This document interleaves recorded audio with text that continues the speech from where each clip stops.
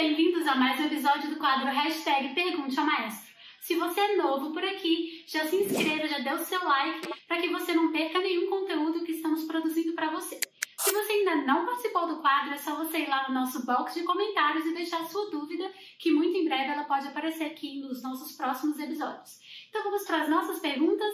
Hashtag vem comigo, pergunte ao maestro. Que eu escondi do maestro, tá bem escondidinho, ele não sabe ainda que chegou. Vou levar pra ele, Léo. Maestro, olha isso que a Léo Áquila fez uma pintura pra você com presente do Ensemble. Meu Deus. Eu e a Sam estamos aqui pra entregar pra você. Que chique. Que chique, Soraya que o diga, né? Será que você vai conseguir abrir? Peraí que eu vou passar do outro lado, Sam, vou passar na sua frente, tá? Tá, vou parar. Não tem problema. Não precisa parar, não. Só tá eu e você aqui pra fazer o take 2. É que essa luz aqui tá melhor. Gente! Você gostou? Você tá... Já abriu? Meu Deus, você é muito rápido! Meu Deus! Uau, maestro! Ela que pintou? A Léo Áquila, presente dela e todo o ensemble pra você. Ai, o cartão eu vou te entregar já já, tem um cartão. Que lindo! Olha os detalhes da blusa, você viu? Eu vi. Olha! Chique. Gostou? Amei! Obrigado, Léo. Presente da Léo e do ensemble. E do Ensemble, meus queridos. Um beijo pra vocês, tá? Meu aniversário tá sendo incrível! Tchau! Tchau! Adoro o conteúdo do canal, parabéns para você e equipe. É uma pergunta boba, mas não entendo quando alguém diz Fá sustenido, Ré bemol ou qualquer outra nota. Sei lá, Ré, por exemplo, e as pessoas já sabem que nota. Eu só entendo se disser qual é a oitava, exemplo, Ré 5. Estou perdido ainda e não toco nenhum instrumento, mas acredito que quando aprender vou entender mais. Mas preciso saber para o estudo da voz o que devo estudar para aprender isso? Escala geral, que a gente chama. A escala geral vai te ajudar com relação a que nota que a gente está se referindo. Porque às vezes a gente não precisa dizer exatamente o Ré 4 e o Ré 5, porque, por exemplo, quando você fala assim, um soprano consegue chegar até o Dó. A gente já imagina que esse Dó é o Dó 5, entendeu? A gente já sabe mais ou menos, é isso que eu acho que você está tentando dizer. Um tenor vai com uma borda densa até o Dó. Que Dó é esse? Dó 4, entendeu? Então, às vezes, isso está subentendido, mas todas as vezes que você vai ser mais preciso, você realmente precisa colocar o número da escala geral. Essa escala geral a gente tem no piano, o Dó central do piano no Brasil a gente chama de Dó 3. Então, é importante sim colocar isso. É que quando a gente fala de passádio, os cantores mais ou menos sabem. Ah, o meu passádio fica no Fá. A gente já sabe que Fá é esse, sabe? Acho que talvez isso tenha te confundido um pouco. Mas a gente precisa colocar, sim, o número da escala geral, tá? Maestro, canto tenor 1 em um quarteto masculino. Desculpa. Vai de novo. Maestro, canto tenor 1 em um quarteto masculino. Nas notas médias, normalmente canto em voz plena. Mas na hora de subir para as notas agudas, vou para a voz de cabeça quase um falsete. E não consigo colocar peso ou brilho nessa região de borda tênue. E acabo destruindo a dinâmica da música, porque no ápice da canção estou de borda tênue e bem suave. Quero beltar, me ajuda! Olha, lindão, você tem que fazer aula. Eu não posso te ajudar aqui no Pergunte. O que eu posso dizer é assim, várias perguntas já foram feitas desse jeito que você falou. Eu sou um tenor que usa borda tênue no agudo e a minha voz fica fraca. Existem duas possibilidades. Primeira, diminuir a sua massa recrutável na borda densa para que você consiga subir de belting e você consiga fazer uma manobra chamada top belting por volta do Sol 3, que vai diminuir essa massa recrutável e você vai acessar seus agudos de high belting. Essa é a primeira manobra, vamos dizer assim. A segunda é dar tônus para sua borda tênue e amplificá-la para que ela também tenha a potência de uma borda densa, transformando, por exemplo, o seu, que você disse falsete, essa voz falsa, numa voz intensa e não falsa, e num subregistro do belting contemporâneo, como o half belting, por exemplo, que tem a mesma cor do high belting, só que é de borda tênue. Então, mas isso tem que ser feito com aulinha, concorda? Porque se você vai experimentar, e eu dou uma fórmula aqui, que é uma coisa que super acontece na internet. Os professores novos agora, eles dão muitas fórmulas e é tudo muito simples. Faz assim, põe aqui e canta. Eu não gosto disso. Eu não gosto de fórmulas simples. Também não gosto de bichos de 7 cabeças. Também não gosto de, ai meu Deus, o canto é uma coisa tão difícil que ninguém consegue. Mentira, não é. Se estuda, consegue. Mas não é tão simples assim. Porque você tem um cristal aqui no seu gogó, certo? Que você não quer que nada macule. Então, cuidado com essas fórmulas simples. Cuidado com essas coisas. Você precisa de alguém que te oriente, que te ouça. Especialmente que te ouça. Que te diga, isso que você está fazendo está soando bem, mas eu estou sentindo tensão. Você está forçando a sua voz. Daí você vai ter um acidente vocal. Quando você tem um acidente vocal, já é tarde, porque ninguém percebeu que você estava esforçando, que tinha impacto na sua prega. Então, isso que eu estou falando não é só para você, não. Para todas as pessoas que estão assistindo esse episódio, que estudar canto, o mais importante de estudar canto é ter uma pessoa que te ouça, que te diga, isso aqui não tá bom, você não tá percebendo, mas você tá fazendo força. Aí você só vai perceber que você não está fazendo força quando você descobre um lugar que é menos esforçado. Nossa, aqui é muito mais gostoso. Então aí você percebe que você estava fazendo força antes. Então, aulinha, tá? Mas é super fácil de resolver isso aí, tá? Não se preocupe. Não tem bicho de 7 cabeças. Só precisa de um caminho, tá? Uma pergunta, maestro. Você tem alunos que já tiveram pólipo e operaram? A voz volta a ser a mesma? Desde já, obrigado. Já tive alunos que tiveram pólipo e operaram. Quando a cirurgia é bem feita, o médico é especialista, a cirurgia é bem feita, há um tratamento com fonoaudiólogo, com o professor de canto, a voz volta sim. Mas a cirurgia de pólipo de todas, eu considero a mais simples, vamos dizer assim. Não acho que cirurgia é uma coisa simples, tá, gente? Não acho. Mas é diferente, sabe? É uma cirurgia, vamos dizer assim, mais tranquila, porque ela não invade muito o espaço nobre da prega vocal. Mas eu já vi gente que teve problemas com cirurgia de pólipo, porque foi mal feita e tem uma coisa muito importante que as pessoas precisam entender, que às vezes a pessoa faz uma cirurgia dessa e aí o pólipo volta. Você fala, nossa, mas por quê? Porque se você não para de ter o impacto que você estava tendo antes e de forçar, vamos dizer assim, a sua voz, você pode ter um acidente vocal de novo, um acidente vascular de novo, e você vai ter um pólipo de novo, e você vai continuar nesse ciclo. Então, o importante é pré-operatório, ou seja, ver com um fonoaudiólogo, uma boa fonoaudióloga, eu sugiro a doutora Silvia Pinho, que é minha amiga e é excelente, para avaliar esse caso no pré-operatório e aí fazer tudo bonitinho, faz a cirurgia, faz o pós-operatório e continua fazendo a sua manutenção para ver se você não está errando de novo, tendo mau uso da voz, alguma coisa assim. Se você já operou, aí fazer um tratamento com fono e um professor de canto que saiba tratar esse tipo de voz para que volte tudo ao normal como era antes, quem sabe até melhor. Isso já aconteceu com um aluno meu, que tinha uma voz pior antes do pólipo. Teve o pólipo, operou e ficou com uma voz melhor. Por quê? Procurou fono, procurou professor de canto, eu e Silvia trabalhamos com ele e ficou ótimo, tá? Tá fazendo carreira, tá tudo ótimo. Na verdade, ele ganhou notas, porque o desespero também faz, né? Você vai, vou perder a voz, aí a pessoa vai atrás. Então, não se preocupe com isso. Se você fez cirurgia e a voz tem um tempinho que ela demora, mas ela volta. Mas, por favor, faça tratamento com uma fono, para você avaliar a sua progressão. Porque é importante que essa pessoa também te escute e veja se você está voltando a ter um hábito ruim, entendeu? Se você não está tendo algum tipo de problemas, algum tipo de problema que você já tinha antes, tá bom? É sempre importante o profissional da voz ter esses 3 profissionais com ele.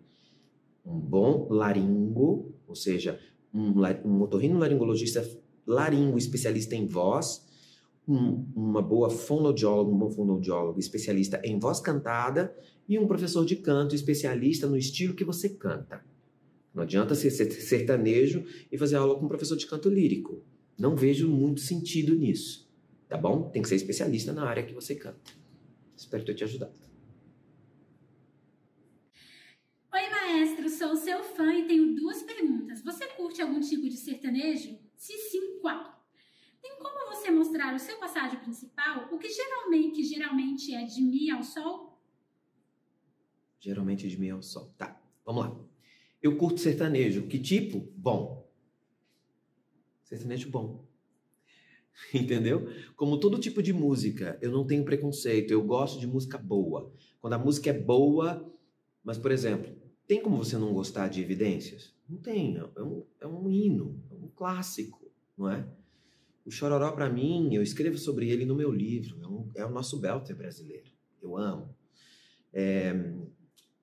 Esse jeito de cantar as modas de caboclo, essas coisas, não precisa ser só sertanejo, tá, gente? Música regional, etc. De uma maneira gostosa no gogó, eu curto muito. Então, eu tenho a Dani Baroni, que é minha pupila, que canta sertanejo. Depois você pode dar uma escutadinha nela também. Posso pedir para o Alan colocar um pedacinho para você ouvir. A gente já colocou, que canta sertanejo bom, sertanejo gostoso de ouvir, bem executado, com uma técnica legal. Então, esse é o sertanejo que eu gosto. Com relação ao meu passádio, eu sou contratenor, então eu não tenho esse passádio aí nesse lugar como sendo o meu primeiro importante passádio. Meu mais importante passádio está no Dó sustenido, que é isso aqui. Então, se eu canto...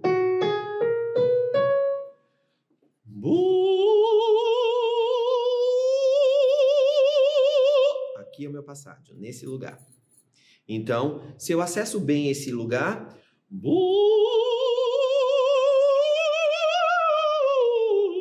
eu subo bem. Se eu não acessar bem esse lugar, eu não subo.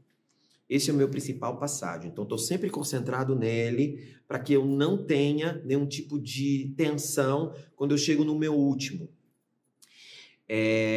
A voz do contratenor é um pouco diferente e os contratenores precisam entender esse passádio. No dia que eu entendi esse passádio, minha vida resolveu, assim. Foi quando, graças a Deus, eu resolvi isso antes de estudar fora. Eu cheguei lá com o meu passádio resolvido. Então, eu não corri o risco de subir com a voz de baixo até em cima, porque tudo borda tênue, certo? O professor de canto ouve e fala, é tênue, manda ver. E você empurra a voz, não faz passádio, e quando você sopra acima do seu passádio, sem executá-lo, o ar, a pressão aumenta muito, você tende a afastar a prega vocal. Então, você perde ar, suas frases ficam curtas, que para o meu repertório, que eu não respiro nunca, é terrível. Você não consegue fazer coloratura, a voz fica dura e você sente uma fadiga muito grande por causa do ar afastando a prega vocal, sabe? Então, é muito importante para o contratenor fazer este passádio. Excelente pergunta. Infelizmente, eu não respondi do seu Mi ao Sol, porque esse é um passádio de borda densa que eu não uso, tá bom?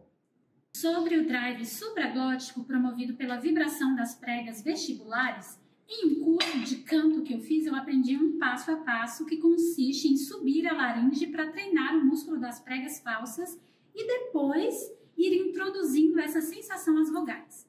Mas tenho certa dificuldade com esse mapeamento. Gostaria de saber como você ensina a fazer esse drive em específico. Olha, esse drive que você está citando, eu chamo de growling. Isso é a minha nomenclatura. E definitivamente eu não vou ensinar no hashtag Pergunte ao Maestro, certo? Por quê? Porque na aula já é complicado. Na aula online, por exemplo. A pessoa está lá em Londres, eu estou aqui, estou ensinando drive online para ela, sabe?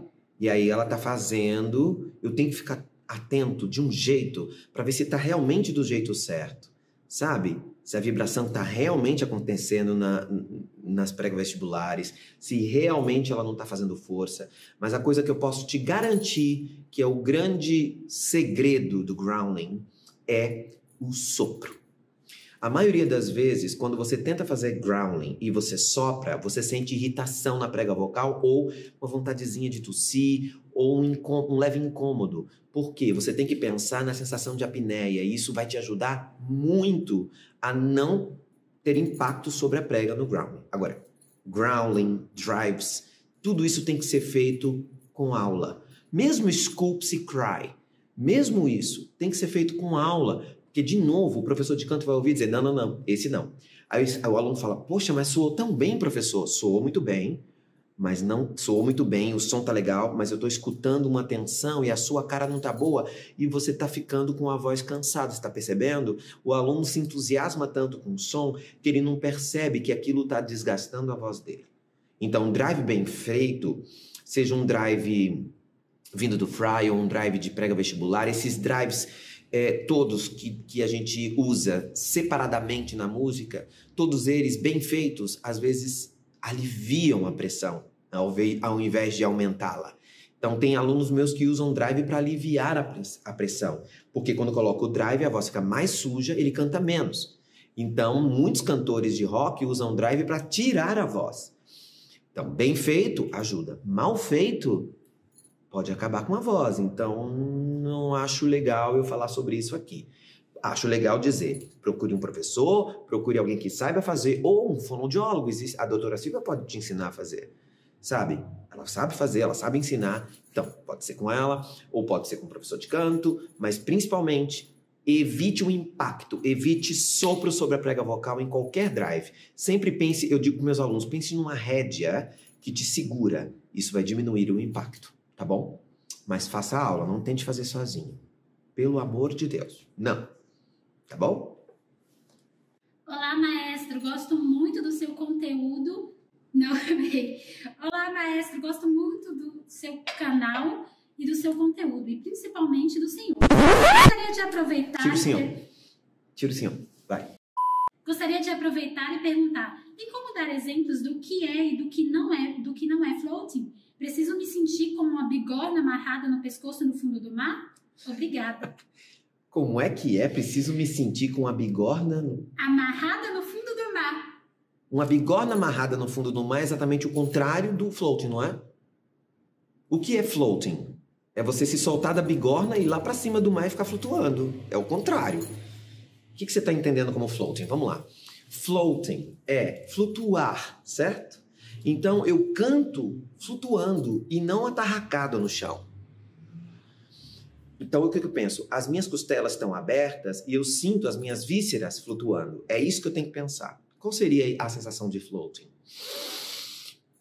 Janeiro, fevereiro, março, eu posso ficar aqui na beira d'água. Eu dou aula, às vezes, de floating na piscina e os meus alunos ficam flutuando em cima da piscina e eu não gasto meu ar. Eu fico aqui o dia inteiro e tá tudo certo. Quando eu me atarraco no chão e sopro o ar, janeiro, fevereiro, meu ar acabou aqui. Então, a sensação de apneia, sensação, tá, gente? A gente não canta em apneia. A sensação de apneia tá em negrito no meu livro, tá? As pessoas que criticam, tá em negrito. Sensação de apneia, tá bom? A sensação de apneia não é invenção minha. A lutte vocale foi falada pelo Mendel e o Lampert lá em 1800. Os músculos inspiradores têm que trabalhar com os músculos expiradores na emissão da voz. Então eu inspiro, o respiro do Lampert é isso, e canto nessa sensação. Isso já gera um floating. Eu canto aqui e não aqui. E não jogo para cá. Essa é uma concepção. Tem pessoas que pensam exatamente o contrário, que eu devo empurrar o chão para cantar. Eu não gosto porque eu acho que isso gera uma pressão desnecessária, tá? Então, o que não é floating? É simples, ó. O que é floating? Janeiro, fevereiro, março, abril, maio, junho, julho, agosto, setembro, outubro, novembro, dezembro. Fiquei flutuando em cima da água. Você usou um exemplo aí, eu estou usando o seu. E outro. Janeiro, fevereiro, março. Acabou meu ar.